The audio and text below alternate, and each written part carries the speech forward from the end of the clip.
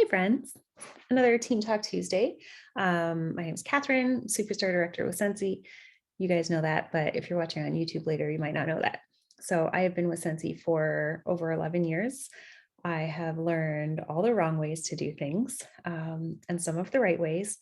And it's really my passion to share, to find and share the most simple way of doing a thing. So there's a lot of really talented people out there who have lots of really fancy ways to do things. Um, but I don't know if it's because I'm lazy or efficient or just really value time. I'm not here for the fancy stuff. Keep it simple so that I can do it and do it and do it and do it. And so that the results can compound and bring really great results over time. So I love sharing that with you guys. I know that everyone is busy and everybody has a lot going on. And that your time, you can only spend it once. So thank you for spending it here with me. I will try to bring a little bit of value with what we're chatting about today. So you may or may not have heard a saying along the lines of your why should make you cry. I had never heard that until probably a year or two into my Scentsy journey. And I wasn't really sure what it meant, right? Because if I were to ask you, or if you were to ask me when I started Scentsy why I was joining, I would have told you for something to do or for a hobby. At the time when I joined, I was looking for literally just something to distract me from my depression and grief that I was battling. So I would have told you that that was why, my why. Just for something to do, and we'll see what happens, right? But the thing that is so important about your why, the reason that it's so important that your why should make you cry, we'll get to that more, is that your why, when it is a strong emotional why, when it is something that literally moves you to tears, something that breaks your heart, some people say, that will move you forward when you are feeling stuck. That will make you sit up and pick up your phone and send some text messages on Amy in the dead of winter when it's minus 20 outside and you haven't washed your hair in a week and you don't want to talk to anyone. If you have a strong enough why, it will motivate you to work on your business a little bit every day, even though it may not be as exciting or as fun as when you're a brand new consultant. So a trick that was taught to me in identifying your emotional why, because it is really hard, right? I just told you what mine was when I started. It was like for something to do, right? That's not very moving. And if that was still my why, I would have quit a long time ago because sometimes it's boring, or sometimes I don't get the results that I want or think I deserve. Sometimes it's harder than other times, right? Sometimes orders seem to just pour in, and then sometimes they don't. And without a strong why, most people will give up as soon as it starts to get hard. And those who take the time to discover and really clarify and solidify what their why is are the ones who will stick around, and the ones who will do the work day in and day out when it's not fun or glamorous or exciting. But they're the ones who will get the really big results in the long run. So the trick that I was taught was to embrace your inner toddler. Okay. You can have somebody help you with this exercise. You can work along with this video, or you can do this on your own in your own time. Take, half an hour one day, make sure you have some quiet, maybe go for a walk. Some fresh air always helps get my brain going anyway, and start asking yourself, okay, what is my why? It's probably not a hobby, right? Because a hobby can be picked up or dropped at any time. It's whatever. It's a way to pass time. But if you really want big things from your Scentsy business, you're going to need a strong why. So many people, their first response will say, my why is my family. Okay, but what about your family? You have to embrace your inner toddler and ask why. Keep asking why, and keep asking and keep asking, until you get to the point where you are emotional or you get a tear in your eye. So, for example, if someone asked me, Catherine, what's your why? I would say, my kids. Okay, but why? Like, just saying your kids doesn't make you cry. That's not very emotional or very compelling. And I could say, well, I want to be around for my kids. I want to be available for them. Okay, but there's lots of ways to do that. Like, why is that such a big deal? Everybody wants to be there for their kids. Everybody wants to see their kids. Everybody has to provide for their kids. What's so special about being there for your kids? Why? Every time you ask yourself why again, it forces you to dig a little deeper, right? So at this point, I'm thinking, well, I want to be there for my kids so they don't have to go to a babysitter. They don't have to go to before or after care for school. I get to be the one to drop them off in the morning and pick them up after, even though I complain about it every day. I get to be that person.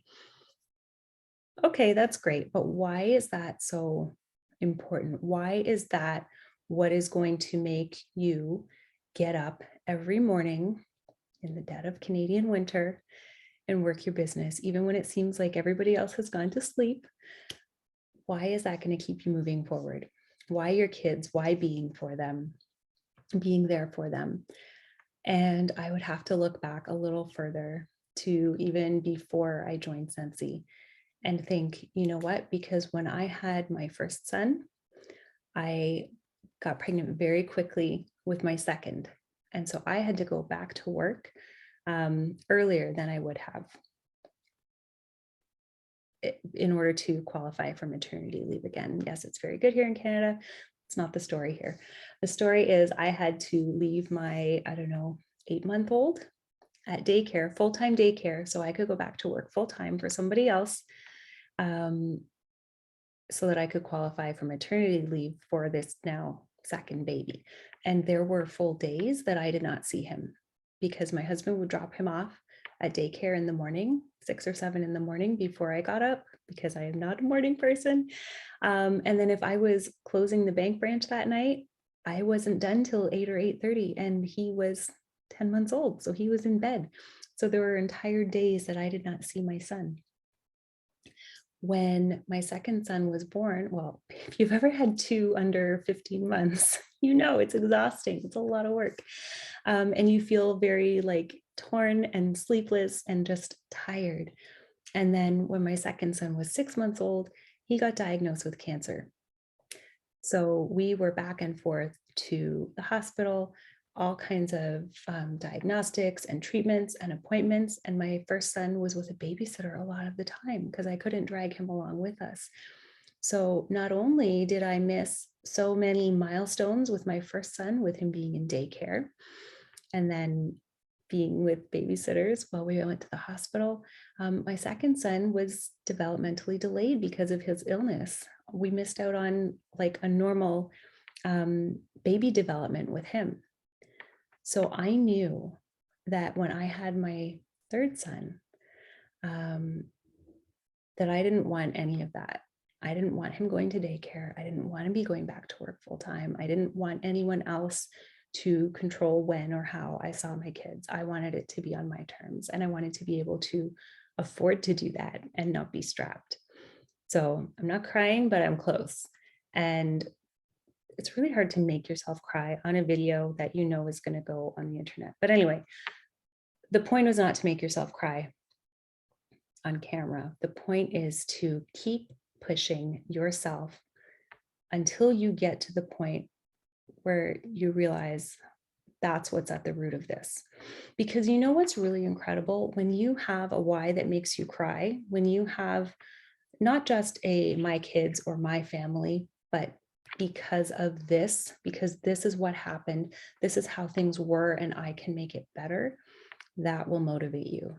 Have you ever heard a story? I tried to look for something specific and I couldn't find one, but I've always heard stories of moms being able to like lift a car off their baby or like fight off a lion or something crazy, right? When you have a strong why, you will do anything to protect it, achieve it, reach it, whatever the case may be. We're talking about children here, but it could be anything. Maybe your why is to pay off your debt. Maybe your why is to own a home because you grew up in tiny apartments or you moved a lot as a kid. Maybe your why is just to be able to be generous. That's part of my why now, is to have enough like margin in our family budget so that when somebody needs something, we can help them without even a second thought. To have the flexibility to take time off and take my kids places, or take a couple days with my husband and go away, or take time off and just do nothing. Doesn't happen often. But again, if you say that your why is to take time off, then again, I would say push that. Well, why is that your why? Maybe you suffered from burnout. Maybe you have mental health and health challenges, which I believe we all do. And you really could benefit from, some breathing time, some time that you're not overstimulated by all kinds of outside sources. And in a business like this, you can do that. You can automate so much. You could literally set up a month's worth of social posts for your team, and you could take days off at a time and your business could still keep working for you, right? There could be a cause maybe that you feel really strongly about, maybe some kind of charity or awareness group or rescue. I know consultants who basically run their business to be able to donate their commissions to dog rescues or animal rescues or whatever it is that they're passionate about. That's the cool thing, is that your why gets to be your why. And that's why your why works, because nobody feels as strongly about it as you do. And that's why it's so important to identify your own personal why, because my why won't be the same as anyone else's.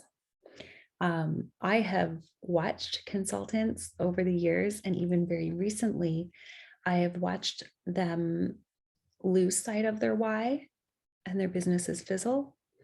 I've also seen them get a new why and get really, really, I don't know if I'd say excited, but motivated, really determined when it is important enough to you. And I'm not saying like when the Scentsy incentive or Scentsy promotion is important enough to you, but when your why, the reason you're doing this, the reason you need to make this extra money is important enough to you, you will make it happen. I saw Heidi shared last week, if it matters, we will make it happen. So it doesn't matter what your why is. If it is something that matters strongly to you, take the time to, again, ask yourself why, push yourself until you can clearly define exactly what it is about my kids having a home, being debt-free, being able to travel, being able to give generously, whatever your why is, be able to say it in a sentence or two. My why is blank because blank. Okay, a why is not a goal. A why is like the fire in your stomach that makes you go for it, that makes you pick up your phone and send another text message, that makes you post for your team every day, that makes you cheer your teammates on month after month, and that makes you just keep putting one foot in front of the other. Your why is what helps you push through. So this month so far, we have talked about the Scentsy incentive, which is a great goal. We've talked about action planning, which is how to break down exactly those steps that you'll be taking every day. And both of those are really great. They're very important. But without a why, they're pretty much useless. Without that reason, that's another word. You could say my reason. It can be my why or my reason. But without a clearly defined reason to do this, going to be hard. It's going to be really hard. But when you define it clearly, when you can articulate it, when you can explain it to somebody else, you can acknowledge and explain the story behind it. That's when it really gets powerful. And the really cool thing is when you have a really clear, strong why, and you do share it with other people, that inspires them to identify their why and to share it. And so it becomes this really amazing, contagious energy. And it's not like excitement that flashes off at the end of an event, but it's deeper than that. And it is what will keep you going. It is not motivation, it's purpose. So, anyway, that's all I'm going to say. I don't want to talk your ears off. Thank you for sharing a few minutes with me tonight. I hope you all have a fantastic evening or day whenever you're watching this. And if you do take a few minutes to identify your why, I would love to hear what it is. And I hope that you'll let me push back a little bit and help you really clarify it. Anyway, have a fantastic night. Thanks for your time, friends. We'll talk soon.